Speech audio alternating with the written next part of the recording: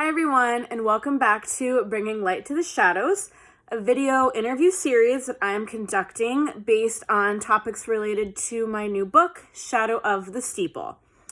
This week, we are getting heavy and we are getting personal. I have gotten a lot of questions about the inspiration behind Shadow of the Steeple, kind of the story behind the story, almost.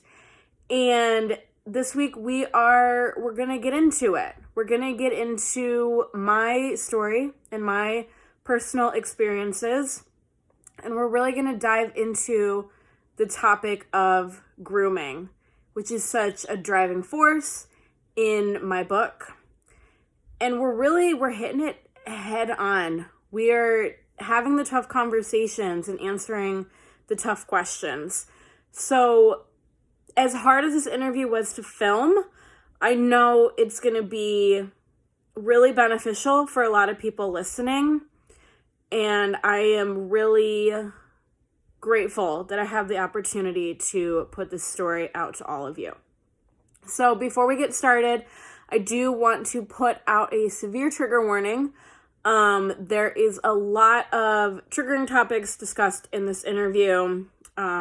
Like I said, we are discussing grooming, sexual assault, abuse, and underage sex with minors. So if any of these are triggers for you, maybe skip this one, but otherwise it is going to be a really great interview. I'm really excited to get this message out to you guys. Now, this week, because this story is really hard to tell by myself, this week I am sitting down with a good friend of mine from high school. Most of the characters in my book, I will never reveal the person who inspired that character, because that's just not, I don't believe in exposing people like that. But I will say that this person that I'm interviewing today was an inspiration for the character Emily. Very close friend, stood by my side through all of these very tough things, just like Emily stood by Delilah throughout the book. So we're going to go ahead and hop right into this conversation with my dear friend London, and I will see you guys at the end. All right, everyone, so we are here with London. Hey, guys. And we're just chatting a little bit. London, tell us a little bit about how you and I first started hanging out. Yeah, so I met Shawnee in 7th grade. We went to like a junior high school type thing together, and we ended up meeting through some mutual friends in one of our classes together. We had a pretty tight-knit friend group together, and we started becoming closer and closer as like high school went on throughout our years. And then we just really like ended up getting closer and closer. Like we ended up having like a closer tight-knit group circle, and we became, I would say, what do you think, like our sophomore year we became really close? Definitely super close sophomore year. Okay, yeah. So we were friends, but not like super, super close until probably sophomore year. And then we started hanging out all the time. And yeah, you were definitely like my best friend from like sophomore on. For sure. Yeah, we're super close in high school.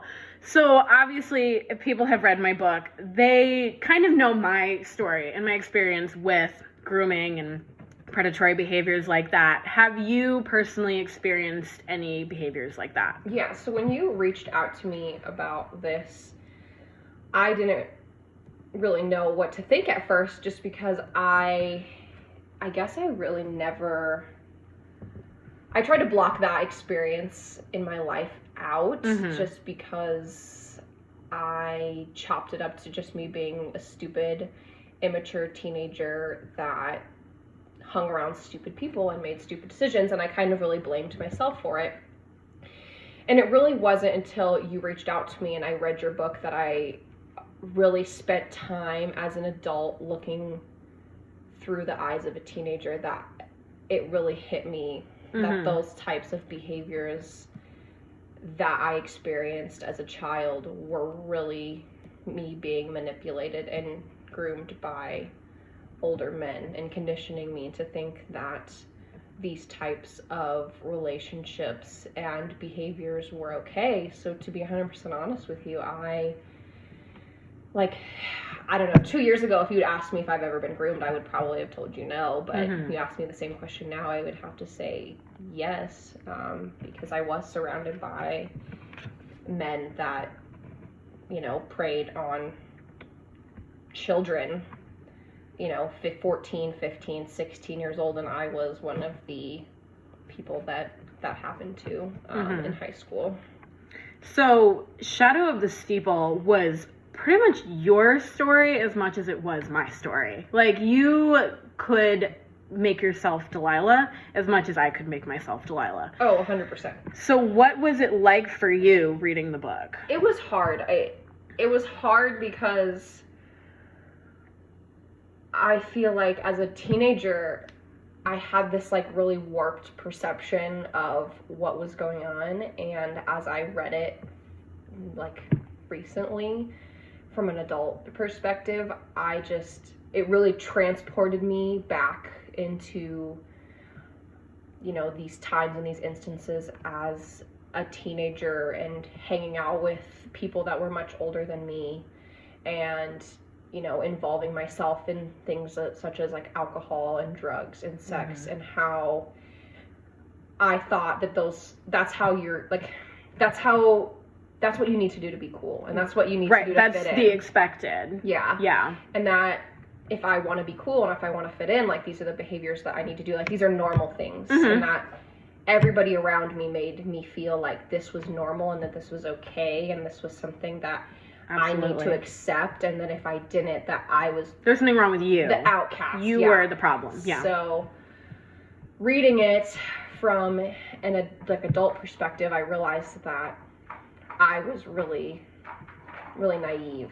And I definitely saw myself as Delilah, that I thought that that's what I needed to do to be cool, to fit in. And so when I was reading it was hard. It definitely brought up a lot of emotions and a lot of past things that I had honestly just blocked out. Yeah. So did reading the book kind of make you see that part of your life through a different lens 100%. Than you had originally? Yeah, 100%. And I think that was, I'm guessing that's what part of your intention of writing the book was. Absolutely. At least, and I think that's really brave of you, honestly, to take the time to sit there and write out your life experiences and kind of be able to come back as somebody that's older, has grown and has gained a lot of knowledge and life experience, and can look back at that time in their life and really reflect on it, and then hopefully use those experiences to help other people. So I definitely commend you for that. You're really brave for that. Thank you. Yeah, I definitely have to say that my main intention of this book was to, for people in my situation who these things had happened to them, I know with my generation and the generations before me, grooming wasn't really something that we talked about.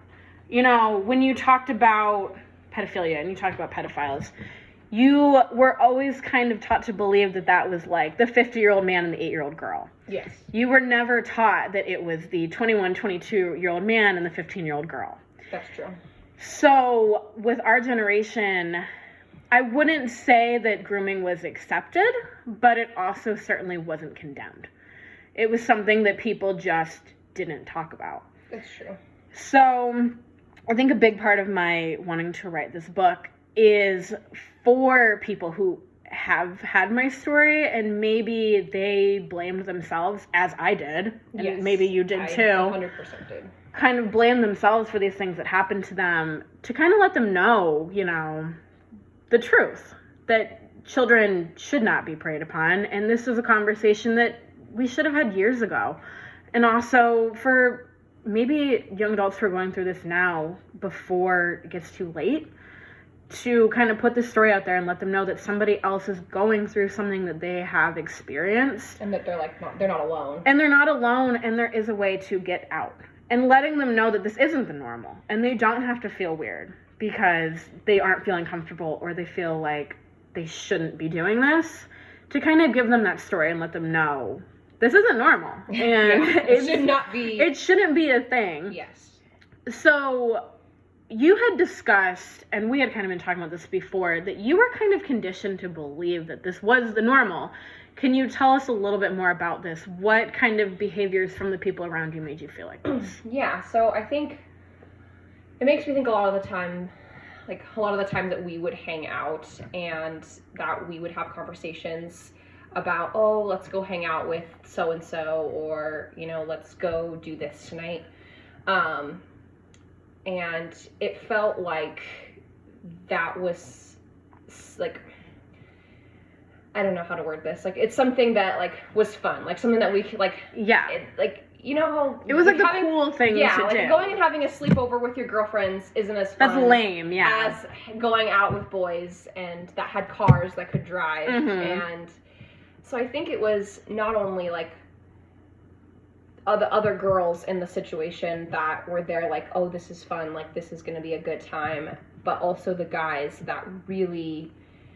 made it seem like they were the kind of people that we should be hanging out with. Mm-hmm. Like, oh, we have beer, we have, weed, like, we have these cool things that you should be doing, and you're so mature. How many times were you told? Were you told that you were so mature for your age, and that's why you should be hanging out with adults? Because you're just like an adult, except you're not. Yes, and then, I remember they would almost like make fun of our other friends for wanting to. I remember one time, one of our friends that we hung out with, we took shots of milk. Do you remember that? I remember that, yeah, out of like a little water bottle cap. We took shots of milk because we were kids and we thought that was funny. And I remember we told some of the boys that, and they were like, oh, and they harassed us. Like, that's so lame. That's like, you're like acting like an 8-year-old. Yes. Like, no, you need to take a real shot. You need to take a real shot of real alcohol to be cool. For sure.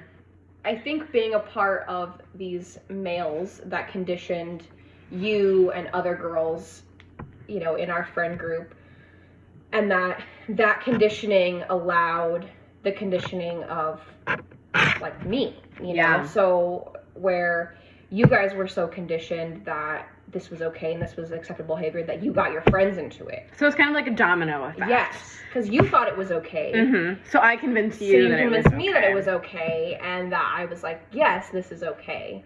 And and I think a lot of the times people end up blaming the other kids in the situation. Like, I remember my mom being mad at you. Yeah. Because she's like, oh, Shawnee, is, you're hanging out with people that you shouldn't, and that's you are going down a bad path because of Shawnee. Yeah. Not because adult men are influencing you. Because you are hanging out with a girlfriend that's dragging you down. Like, no, it's you were conditioned by an older man that was acceptable behavior, so of course you're going to bring your friends with it because you want your friends with you. You care about them and you love them. So it almost, like you said, is like this domino effect where a guy, or it doesn't have to be a guy, I guess, like an adult, manipulates a younger teenager child into doing something, whether it be sex or drinking, or drinking like alcohol or doing drugs or whatever.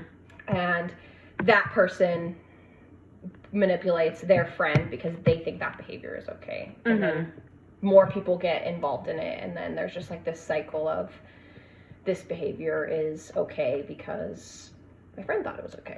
So do you also think it kind of comes down to like an authority figure thing where like that's an adult telling you it's okay and you're a kid, so you're like, oh yeah, well, if this adult man or woman says that it's okay, then yeah, sure. I would agree with that completely. Yeah. I didn't think about that when I was a teenager, but definitely, these people are more mature than you. They have cars, they can drive, maybe they have a house, they live by themselves. Like, they don't have parents that tell them... They're the grown-up. ...what to do. So, yeah, you do kind of look up to them. And when you're a teenager, your parents are lame, and so yeah, parents are boring, and everything they say is wrong. When you're listening to this cool adult that is telling you that this is okay, then teenagers are extremely impressionable, and they will listen to any and everybody that's not their parent. Literally anybody, anyone who's not a parent. Yes. And especially if it's another adult, yes. Kind of taking the place of a parent, almost telling you that this is okay. No one cares what your mom and dad say. Like, I'm an adult and I'm telling you this is okay. Yes. Definitely. So you kind of touched on your mom about how she kind of blamed the other teenagers in the situation, which is super common, especially during our generation. Like I said, grooming was not really a thing that people are talking about when we were growing up. No. And I almost feel like after you pass the age of 14, 15, you were expected to act like an adult almost. Yeah. Which is so crazy because it's those are those volatile years where you're still figuring out life. I mean, I'm still figuring out life. But, those are those years where you're kind of starting to branch out. You're starting to think about college. You're starting to think about graduation. You're starting to think about being an adult. But you don't have any of that figured out. No. You're a kid. You're still in high school. You're still relying on your parents. So I feel like it was really unfair that a lot of minors got blamed for these things. But it was almost kind of like a product of the time. Yes. Because people were expecting their teenagers to almost be acting like adults, making adult decisions. So what do you have to say for people who, back then, and even now, because it's still happening, people who blame the minors in these situations instead of the adults? I think it's a mindset that needs to be changed. So something that I actually talk about a lot in my line of work is changing cultures, because I work in the medical field and there's this culture where doctors are above nurses. Mm-hmm. And we're trying to change the culture of the hierarchy, right? And so I think that in this particular case that there needs to be a culture change, because I think victim blaming is something that happens far too often. Absolutely. And I have conversations with people that are the older generation all the time, and I don't blame them. I don't blame my mom for having this misconception of it really was a product of the time. Absolutely. And it's not, so I don't blame honestly any of that generation for that. I think they had to grow up. That was how they were raised. Yeah, they had to grow up really fast. Yeah. And so I think they expected their, children, because I don't know how many times, my dad or, my mom or whatever, they got jobs at 16. Yeah. They had to move out at 18. They had a lot of grown-up responsibilities. Maybe had to raise younger siblings. Yeah, so I think that was just kind of the expectation. And as an adult, you don't always think about things from a child's perspective. So I think, the byproduct of that is that you expect more from because your it was children. Expected of you. Yes. Absolutely. So I think, I don't know, they didn't have to deal with social media at all when that generation was growing let's get up. into that. Let's get into social media. So I think there's a lot of different aspects that they didn't necessarily know about or interact with. So I think they're kind of stuck in their perception of what things should be and not what this new generation's expectation of things should be. Do you feel speaking about social media, do you feel there has kind of been an over-sexualization of children because of social media? 100%. Mm-hmm. Definitely. Could have a whole nother talk about Absolutely. that. I do agree. I don't know. How many times have you seen porn that is just specifically based on children or people that just turned 18? Yeah, just barely legal. Yeah.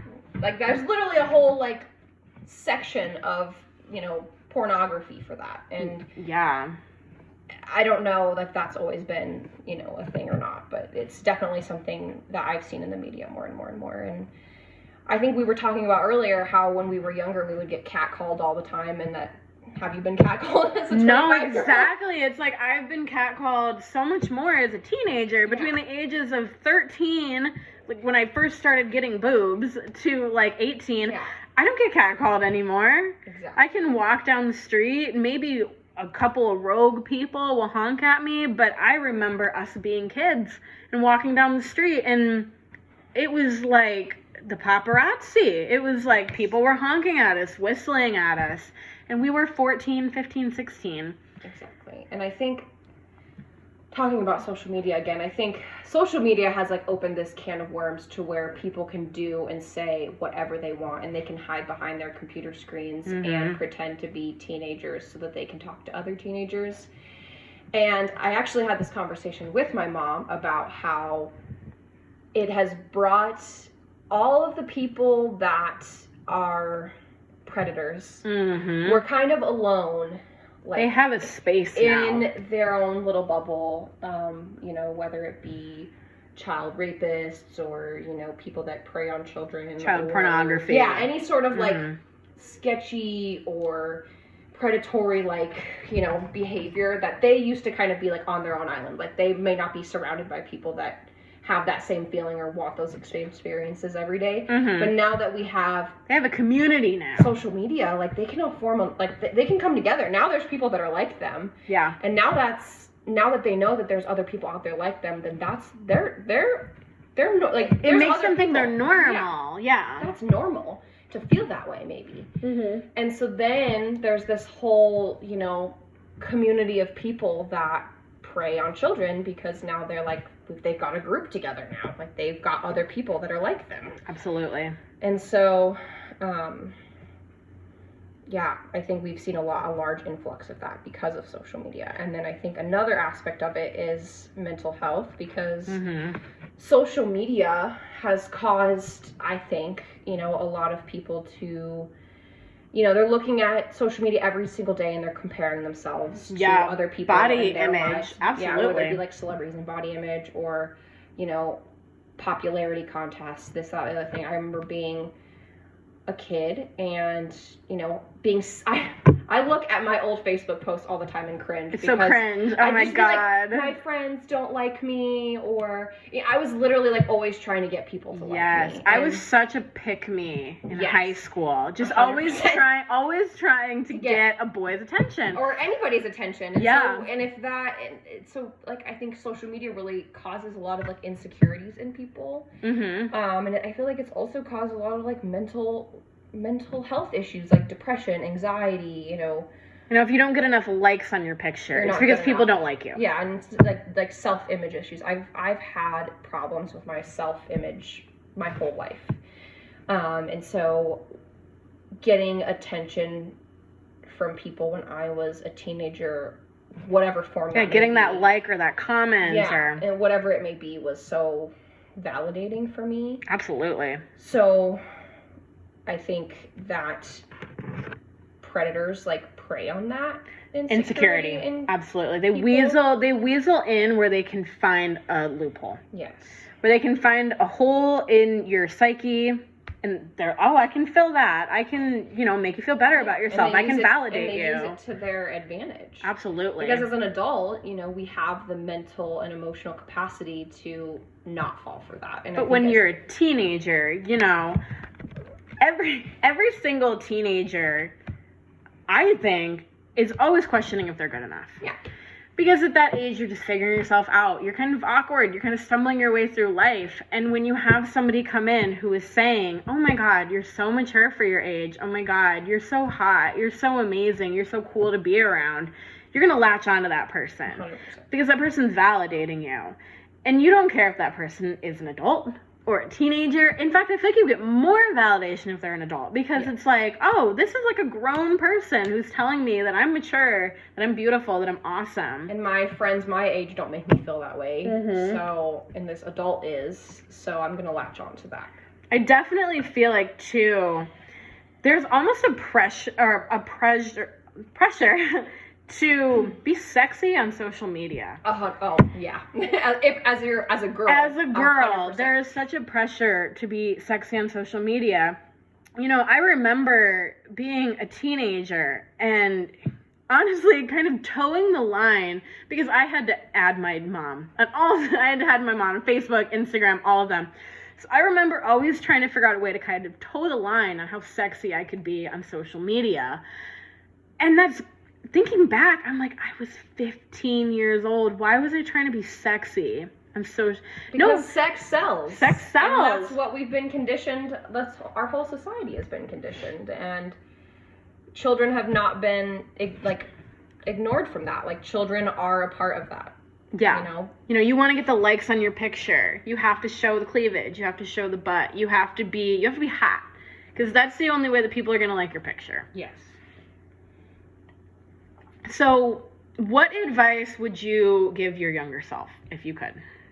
I know that's a heavy one. There's so much. So much advice. Listen to my mom. Absolutely.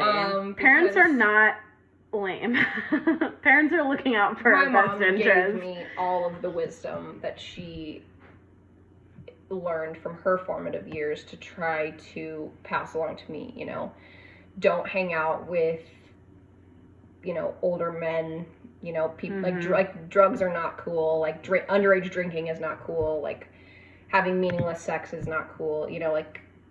All of the values and wise advice that she tried instilling to me was all there for my protection and my benefit. Yeah. And me thinking that somehow you're just trying to keep me from having fun. Yeah, that somehow that was a lie. Like, I don't know. I just think that I took my mom's advice for a really long time, and then I, for a period of time, didn't, because I finally found people around me that made me feel cool and like I was good enough, and then I kind of clung on to that, like we said, and kind of my mom's advice flew out of my brain, and then once I'd had enough traumatizing experience, it flew back into my brain, and I just decided to listen.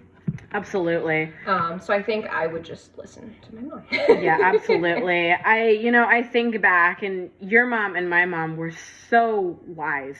They really were. They're like some of the smartest fucking people. I agree. And I think that wasn't where it got tough too, because we had other adults telling us not to listen to our parents. And that was where it got conflicting. It got very conflicting, because it's like, well, yeah, my mom is telling me not to drink, not to do drugs, not to hang out with grown predatory men, but these grown men are telling me that my mom is just lame. But they hide under this guise that they aren't predators. They're right. Predator. So it's funny, because when you think of a predatory guy, you think of this 50-year-old and a 3-year-old. Yeah, or, you know what I mean? You think of this you think of it, it's this black and white picture of the way your parents explain it to you. Yeah, the creepy man in the basement. Yeah, asking you, hey, can you help me find my dog? Yeah, I got my white man. I thought as a teenager what to look out for, and not somebody that was only 5 or 6 years older, even 3 or 4 years older than me, 5 years older than me, whatever it may be. I didn't make that connection, and since my parents weren't really familiar with the concept of grooming in that capacity and weren't really well versed in it, that their explanations of grooming to me looked a lot different. And so it really, I think, grooming can look different. Can look 100% different. It can be a 21-year-old and a 15-year-old, or an 18-year-old and a 13. It can be in any form. It's not just somebody in their 50s and then somebody that's 12. Yeah, it can look, absolutely. It can look so much different, and so it can be a 4 or 5 year age difference. Yeah, and I think if that was talked more about, I guess, then maybe. I definitely think that's not talked about enough. A lot of, like I said before, a lot of people, when they think about pedophilia, they think of, like you said, the 50-year-old and the 8-year-old. They don't think of the 20-year-old and the 15-year-old. Yeah. But it's still an adult and a child. No matter which way you spin it, you still have an adult and a child. So that I think, and again, I said this to you before, I got to shout out Gen Z on this one. I really have to shout them out because I feel like this is the first generation that has really called out groomers. Yeah. Really called them out. No, I agree. Like, I feel like in our generation... And the generations before. And the generations before that, it was like, well, you know, you're 3 years away from being an adult. Like, so you it's should fine. know better. But they don't realize how much is crammed into those 3 years. How much growing you have to do in those 3 years. And honestly, I didn't feel, even when I was 18, 19, 20, I still didn't feel like an adult. I still don't feel like an adult. I'm 25. So, I mean, I don't think at 15, 16, 17 that you're as grown up as people make you feel like you should be. And I think that's okay. Absolutely, no. Like, I really touched on this in the book, and I hope that this resonates with people. 15, 16, 17, those are still your childhood years. Those are still your childhood years. You should still be able to be a child without feeling pressured to be an adult. Yes. You have a lot of years to be an adult, and you have so few to be a kid. And honestly, if there's one thing that I regret the most about my childhood, it's how many years of that I spent trying to be an adult. Yeah. Because I'm not going to get those years back. Like, I have bills now. I have car payment I have to make. And it's disappointing. I know you and I were talking about this before. I mean, the shots of milk. Like, that was a fun thing. That was a fun thing. That was a fun child thing. Or, you know, I know we used to all get together and play board games. Like, or, I remember we played, like, those murder mystery games. We played the murder mystery games. Yeah, it was like, and that was... I needed more of those when I was 15. I needed more of that. Yes, exactly. Like, and I just feel like... because of the position that we were in, there was so much pressure for us to be adults. And I lost 3 years of my childhood. I did. I lost 3 years of my childhood trying to be an adult.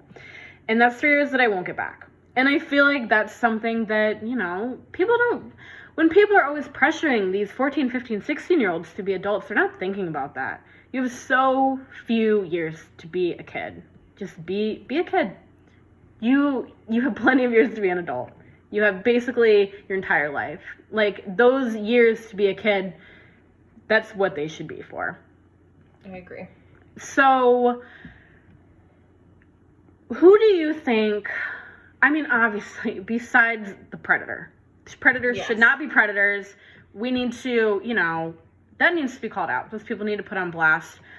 But we need to stop victim blaming. Absolutely. Who do you think, besides the predators, should be held responsible for preventing these things from happening to children? Well, so I don't want to, like, go out and, like, try to blame too many people other than the... Oh, absolutely. The main... themselves. Yes. Because, like, when we talk about, like, you know, our parents not really understanding the concept of grooming as well as, you know, we are thinking about this now. I just think that it, like I said before, like, we need to change that culture and that mindset. Because I think that a lot of people don't, like, from older generations, don't necessarily think about it in the same ways as we are, because they're kind of stuck in these, like, older mentalities. And I think that if we could change the narrative to, instead of victim blaming, that we're... Absolutely. You know, like, that we blame the people that are actually at fault here, and that we can shift that and change that mindset and that mentality for every person. Absolutely. Then I think that not just us would be calling out these predators, it would be everybody calling out predators. Absolutely. Absolutely. I think it's so sad. Honestly, I feel like people don't really call out predators until they have had a predatory experience. Yeah. But it's hard because I think older generations have had predatory experiences. Oh, they absolutely have. They absolutely have. And they've been taught to keep it silent. Yes. And so then, you know, they don't... That's, like, their condition, too. So, like, I don't want to blame the older generations because they also don't know any better. Absolutely. What I think is we need to bring to light and just, like, really change that thought process. Yeah, absolutely. I think we do too much protecting predators. Yes. I think we make too many excuses. I think, you know, I hate when I hear these stories of these teenagers and I hear, well, she was a slut. She wore slutty clothes. She, she acted, I think the one that makes me the most mad is when people, well, she acted like an adult. Like, bitch, you're telling me that you did not know that 15-year-old child was a 15-year-old child. Yeah. Like, I think back so much. I know in my situation, in your situation, all of the people, they knew how old we were. They knew. Yeah. It wasn't a matter of, oh, I thought she was 18. Shit, my bad. They knew. They knew. They all knew. And I hate when I hear these stories of, I thought that she was, they know. They know you're not 18. But they convince themselves, or they don't even convince themselves, they convince other people that they thought, well, she was an adult. And we are such a victim-blaming society that we go, oh, yeah, God, fuck her. She convinced that guy that she was 18. Yeah, and she's 17, so she's pretty much an adult anyway. Close enough, yeah. Absolutely. So, why do you think that it's so hard for people to speak up who have been through this? Well, I think it's because society, like you said, society victim blames. So if you speak up, then you're that one person, and you're not going to receive a lot of support and love and respect for it. You're going to receive a lot of the opposite, judgment. I know that you had, experiences with this, and even in your book where you touch on the court scene where you talk about that judge just saying, well, why didn't you knew better. You know what a predatory relationship is. You know this, you know that. And I think that happens on a daily basis. People come forward to being raped and they say, well, what were you wearing? Yeah. What were you doing? Were you drinking? Yeah. Yeah, why were you with those men in the first place? Yeah, and those are the first questions that get asked. Yeah. It's not the predator doesn't get asked and ostracized. It's the victim that does. Is always the first person that gets the line of questioning. I think it really tears you down and it shrinks you down. Yeah. And it doesn't make you want to continue it doesn't build you up. It doesn't give you that confidence. Like if you've been sexually assaulted, raped, molested, abused, getting that sort of pushback doesn't make you want to keep going. It doesn't build you up. It tears you down, and you're already in a really vulnerable place from experiencing that kind of getting shot down and shrunken down like that. It just keeps you small. Absolutely. I remember when I first stepped forward about my rape. Literally everyone along the way was trying to convince me that I was lying. That's how our system is set up, from the initial police report. They tried to convince me that I was lying, tried to convince me that I was ruining someone's life for no reason. Fast forward to the court system, having the judge tell me that I could have done this, this, and that, and prevented myself from being in that situation, to all of the threats that I got on social media, all of the people telling me that I was a liar, that I was making this shit up, that I was just a slut, and I should just own up to being a slut.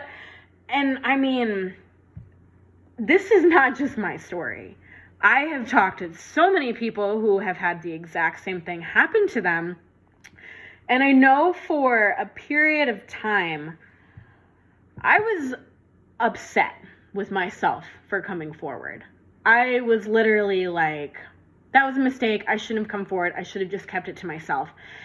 And that is fucked up, man. That is the fact that we have set up our system the way that we have to make victims who come forward feel like they were in the wrong. They should not have come forward. They should not have spoken up. They should have just kept this to themselves because, we're just out here ruining lives. We're exposing these predators. No, they can't get jobs. No, they can't whatever. And we've been conditioned to think that that's what's going to happen to us because of the way the system is set up. So... And that you're going to relive all of your traumas for absolutely nothing. For absolutely nothing, exactly. So I definitely agree with you. This is 100% a societal issue. There is so many things that we need to change. And I think what do you think we can do to provide a safe space for people to step forward? I think just continuing to push the idea that talking about it. Yeah, and just like continue like to have that conversation and continue to push the idea that if you are a victim of sexual assault, of grooming, of any of the above, that you are not at fault. Mm-hmm. You didn't do anything wrong, you know what I mean? Mm-hmm. And that you should feel safe to be at a party and drink without, having somebody assault you. Yeah, worried about getting drugged or that you should be safe to be a teenager.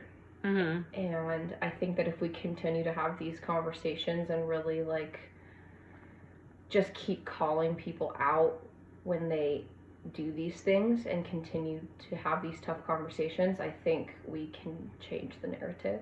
Absolutely. And I agree with that. I think the main problem is people don't talk about their stories. I mean, look, it took me like 10 years. Yeah. It took me 10 years to put out this story. And I think that's okay, but I think a lot of people think, well, why did it take you so long? Mm-hmm. Why did it take you so long Yeah. to come forward? Did this actually happen? Are you making this up? I feel like a lot of people felt that way about like the Me Too movement.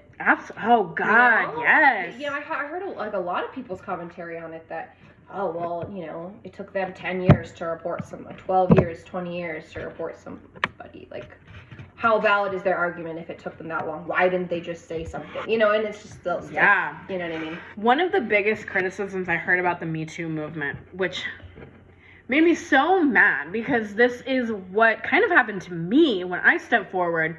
One of the biggest criticisms I heard was, well, they're just clout chasing.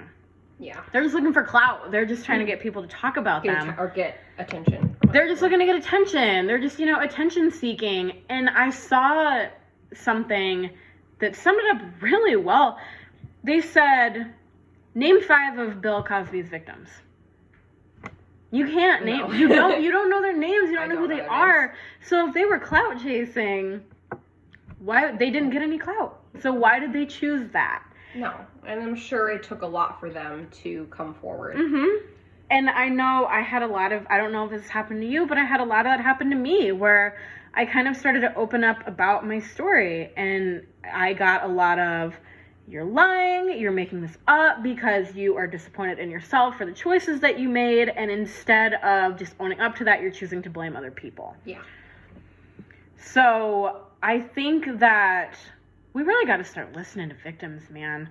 Like, I hate that when somebody comes forward with a grooming allegation or a sexual assault allegation, people's first reaction is to not believe them. Yes. Like, that's so wild to me that you automatically come in defending the predator. Yes. Instead of getting the full story. And honestly, there's fake allegations. Oh, 100%. There's clout chasers, there's people who lie, but the percentage of people who lie versus the percentage of people who are telling the truth is so small.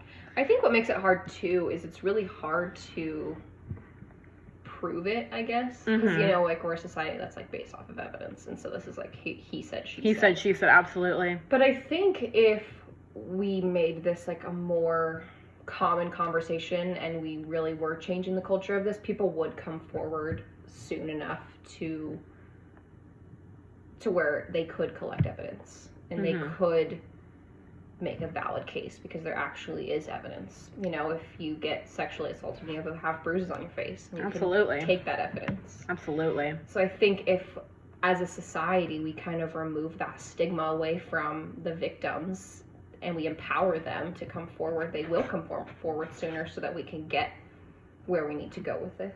And I think that's why it's so important for people to step forward and tell their stories. I know when I was going through it, and maybe when you were going through it, I felt like it was just me and you. We were kind of in it together. I didn't see my friends going through it. And so I was like, well, who do I even talk to about this? Yeah. Who can relate to me? Like you feel alone. And but I'm sure we weren't. Absolutely not. No, I believe it was happening to a lot of people, and it just was something that wasn't being talked about. Keep it to yourself. Yeah, so we got to open up. We got to have the conversation, and we have to stop defending predators. Yes. So, the main setting for Shadow of the Steeple, obviously from the name, was the church. What role do you think the church leadership plays in ensuring that this kind of stuff is not happening in their group? Especially, let's talk youth groups. Yeah. What role do you think that the church leadership plays in making sure that their youth is safe from this? I think that, honestly, I think that having people that are, having 21, 22, 23-year-olds mixed in with 13, 14, 15-year-olds. Super inappropriate. It's just not something that I think should happen. I think once you age out of youth group, you should age out of youth group. Like, youth group should just be youth. Absolutely. And we shouldn't be mixing, adults, like young adults, with teenagers. I don't think that that's appropriate, because I think it blurs the lines a lot of what's acceptable. And so I think if there was that, like, delineation made, once you hit 17 or once you hit 18, then you're out. You can't be in youth group. Because you're not a youth. And you can come back later on, like once you're an adult, like a mature adult, maybe to be a youth leader, but not until you're way older. Not until you're way older.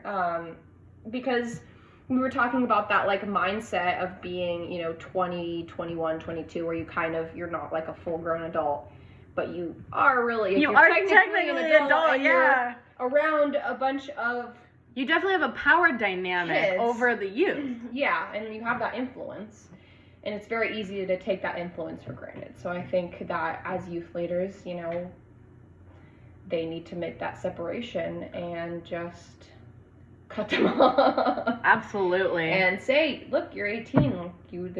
You're not a youth anymore. Go to regular church, or I don't know, whatever adult groups they have for church. Like, you can go to them now. Yeah, adults in youth group. It's going to be messy. It's going to be messy.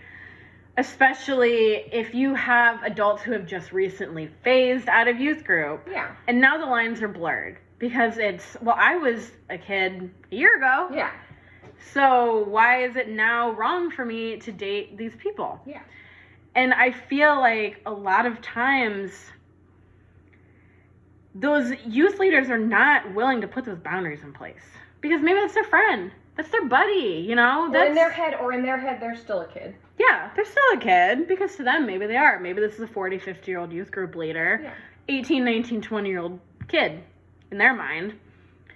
And I feel like they're not willing to set those boundaries. And honestly, maybe it seems innocent to them, but it's so far from innocent. Because it blurs the lines. It really blurs the lines. Well, this person is still in youth group, so this relationship is okay. Yeah, so I just don't think that, I think youth group should stay youth and... Absolutely. Absolutely. Not have adults.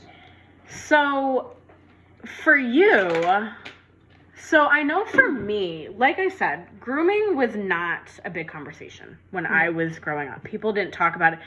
It literally wasn't until like 2 years ago, that recent, 2 years ago, that I was thinking back on those circumstances and was like, holy shit, that was grooming.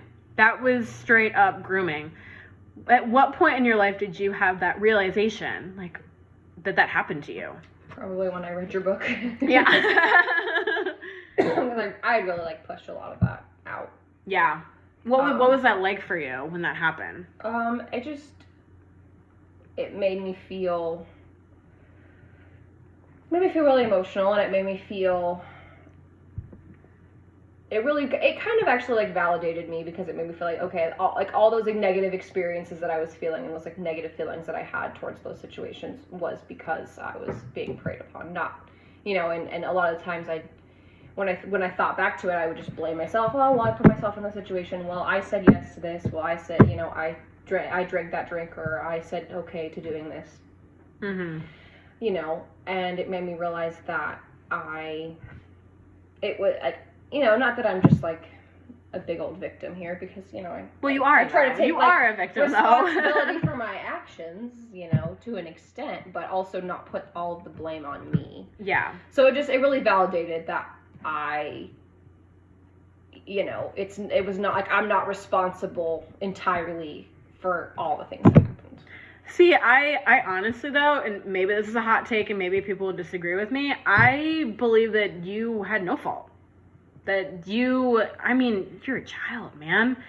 I feel like that's another thing where we're conditioned to believe that because we are 15, we know better. We know not to put ourselves in that situation, and we tell ourselves that over and over and over again. But it's like, you don't even know what you're going to eat for dinner when you're 15. Like, Mom makes it. Mom makes it. Yeah, Mom makes your bed. Mom washes your clothes. Mom makes your food. You're not responsible, really, honestly, to make any decisions when you were 15. So why are you responsible to know that a situation with an adult is not appropriate? True. And I feel like that's a mindset that I really had to sit myself down and be like, I was a child. Like, I'm seeing my decisions through an adult lens. And for a while, it was like, well, maybe I shouldn't have made that decision. I shouldn't have gone to that party. I shouldn't have done that. I shouldn't have done this. But when you have an adult telling you that that's okay, and that's fun, and this is normal, and this is just what people do, and you're mature, and, you know, you're almost an adult, so why don't you act like one? You really, and I mean, honestly, I feel like such a large majority of grooming is manipulation. Yeah. It's mind games. It's playing mind games. It's convincing this child that they're an adult and they're old enough to make these decisions. And it's not. And I feel like so much, because society has put in place that we are close to an adult, so you can make adult decisions. We internalize that. Well, I mean, if you think about it, at 17, 18 years old, you have to go to college and pick a major, and what you're going to do for the rest of your life. Yeah, and you just finished high school. Yeah. Your mom is still making your bed, and you have to figure out what your major is going to be in college, which is going to be your career forever. It's going to determine the rest of your life. So yeah. I think, you know, when you are, like, I feel like that is kind of an expectation that you make these adult decisions right when you turn 18. Absolutely. So what makes a child get caught up in a grooming relationship, do you think? Kind of relating, I mean, I can relate to my story, but what do you think makes a child get caught up in a grooming relationship? Probably just trying to grow up too fast. Yeah. And, you know, you see this guy or girl that, you know, they, you know, from your perspective, kind of looks like they have it all.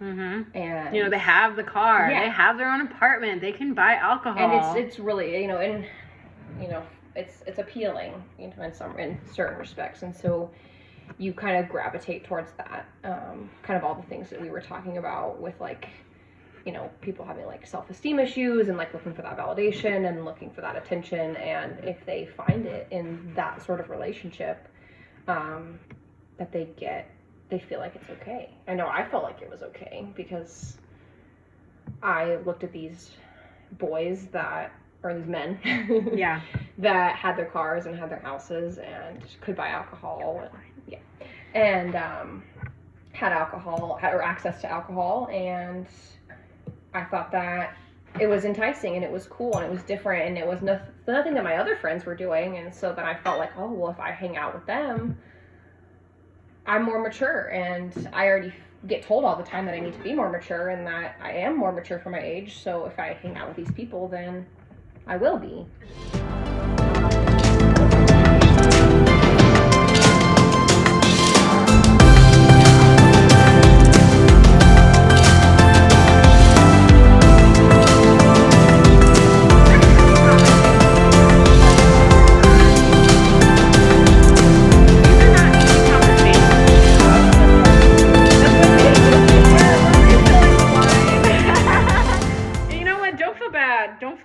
If it's hard for you to have these conversations, because it took me 10 years to be able to come forward with this stuff. It's not easy. It's really not.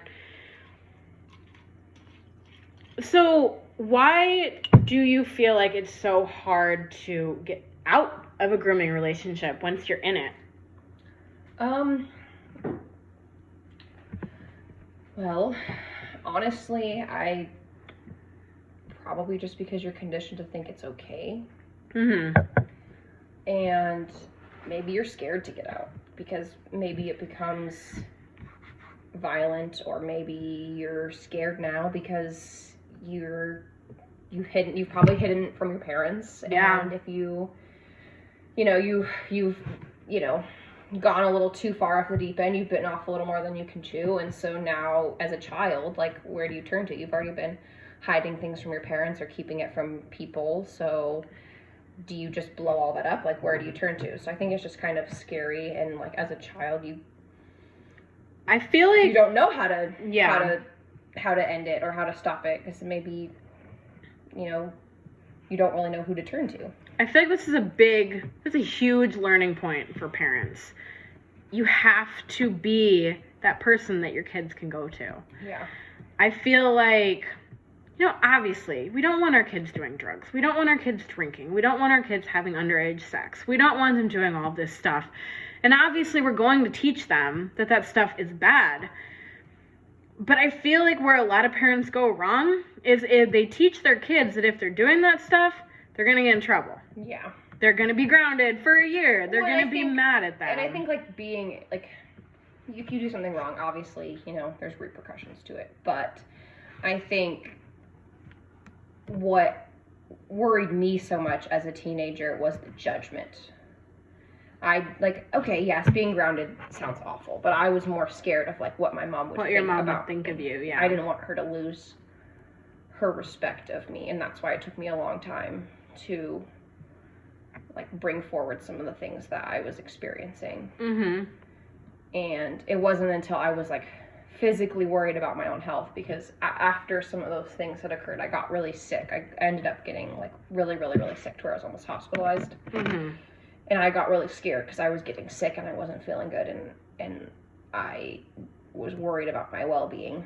Yeah. And that's what caused me to actually have that conversation with my mom. But it wasn't until I was literally... It's you literally had to be at a breaking point. Absolute breaking point. Yes. And I know that if I had went to my mom sooner about it, I would have been able to spare myself. But then I was just so scared of how she would react, or what she would say, or what would happen, how much judgment would be there. And my mom's not a judging person, and I know that. But when I was a teenager, I was just so scared, just because she was my authority person. Oh my God, my mom's gonna hate me. My mom's gonna be so mad at me. Absolutely. And I think that it's really important you gotta make it clear all throughout a child's life that you will be that safe space for them.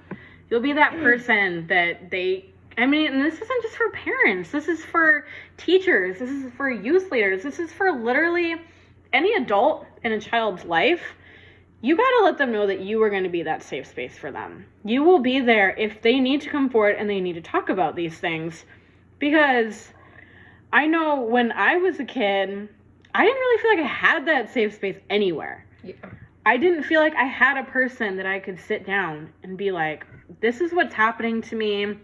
It doesn't always feel right, but I don't know, because I have this adult telling me that it is. I didn't always feel like I could sit down with anybody and have that conversation.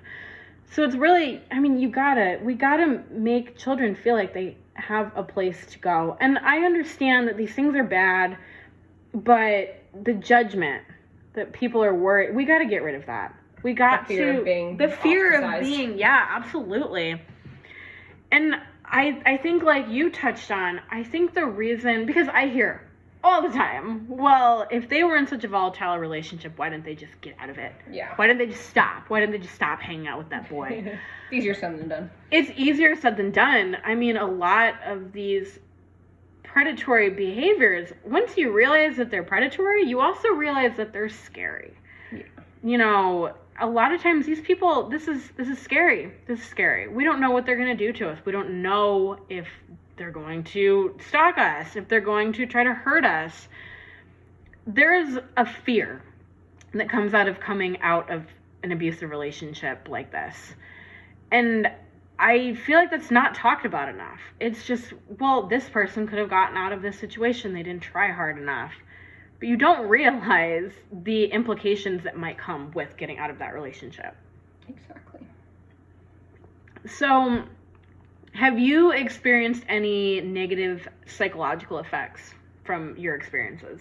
Yeah. Yeah. I would say I have a lot of, I've been to therapy and I've, talked it out and, and I never really thought about it like this, but my therapist was like, well, those are all, signs or, that leans me towards that you have, PTSD. And I'm like, what? PTSD? They're like, what do you mean? No, I wasn't in the military and had people blow I haven't seen war. Yeah. I'm like, no, that's, when you think of PTSD, you think of the worst of the worst. You think of, people that watch their friends get blown up in the military, mm-hmm. or people that, get, beaten up by their husband, for years and years and years and years. Like, you don't think about our experiences as, experiences that would cause PTSD, but it wasn't until, I had those conversations with my therapist that she was like, no, you have some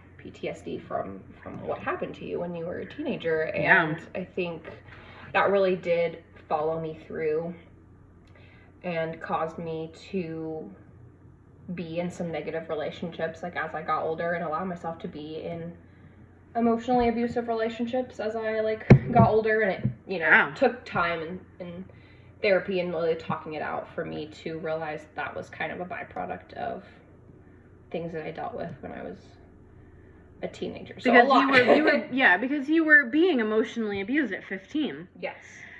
And that's such, like I said before, that's such a volatile age. So, oh my God, I think people don't even realize your teenage years kind of mold the rest of your life, which sounds crazy, but behaviors that you accept as normal in your teenage years, you're going to accept as normal for the rest of your life. Yeah.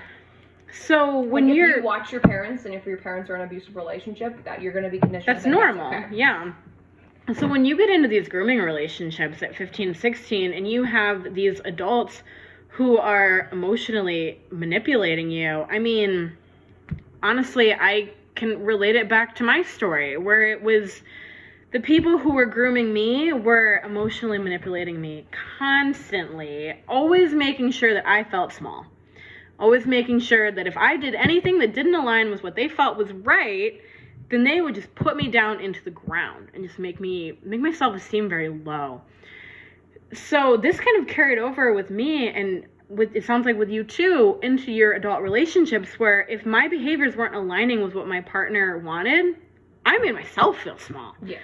I was like, oh my God, I'm not making them happy. I'm not doing what they like. And I had gone through a time period where I was put down for that. And I was made to feel small for that. So going into these emotionally abusive relationships, I put myself down. And I think that people don't, I hear so much, all of these celebrities right now are getting called out for grooming relationships. And people are like, oh, their victims are good, they're telling their story, they're able to, get out there, but they're not realizing that these people are probably going to carry this stuff with them for the rest of their lives.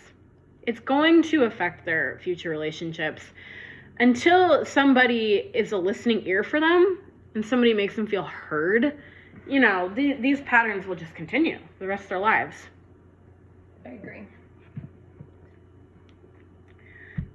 So, thank you so much for sharing your story with me today. Of course. I think it was so nice to have this talk and sit down with you, because you and I went through this together. We did. Yes, we did. And I think we went through, and I remember having conversations with you where I was like, this doesn't feel right. Yeah.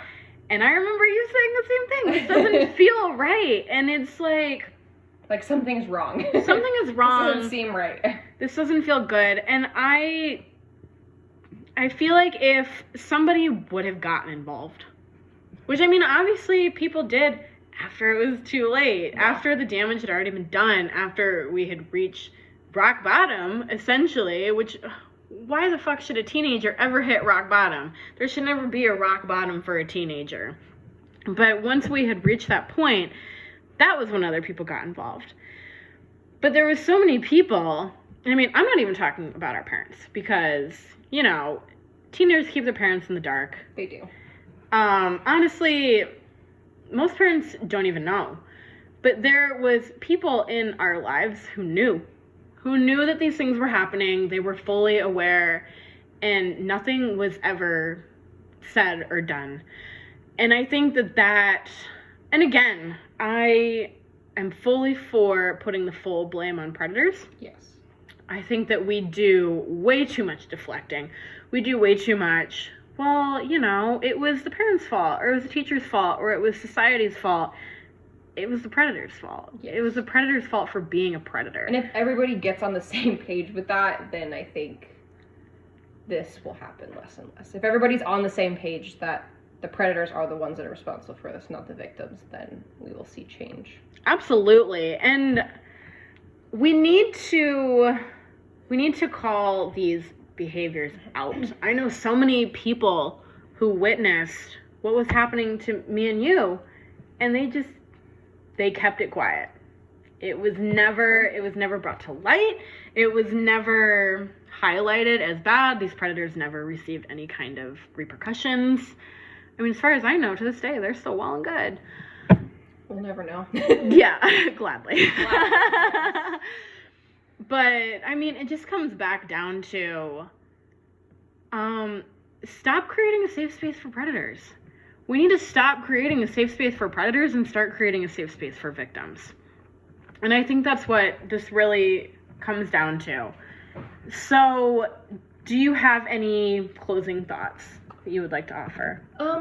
Just that I appreciate you for reaching out to me and opening up this dialogue, because as hard as this conversation has been, I really feel like it's productive, and if we can even help one person from this conversation, then that'll be a win. Absolutely. I agree. Well, thank you for talking with me today. Cheers to you. Yes, cheers. All right, and we'll see you guys next time. All right, you guys, so that concludes my interview this week with London. I hope that you guys were able to really pull some information out of that interview that you can either use to help yourself if you are going through a difficult situation like this, or help another person in your life, maybe a daughter, a niece, a nephew, a neighbor, a student, whatever. I hope that you were able to get some insight through this interview that will help you moving forward. So, as I said, this is a series of interviews that I am doing. There will be more interviews to come. In the meantime, go ahead and subscribe to the channel so you will be notified as soon as those interviews drop. Also, make sure you check me out on Facebook, just at Shawnee Kurth, author, or you can just search up Books by Shawnee. You can also find me on Instagram, just at Shawnee Kurth. That's where I post all of my inspirations, book information, giveaways. I post when the YouTube videos are going to be up, and I post little teasers. Everything you guys might want to check out is on my Facebook and my Instagram. So make sure you check those out. Make sure to pick up your copy of Shadow of the Steeple on Amazon. It's available in both ebook and paperback, so you can pick it up in either form.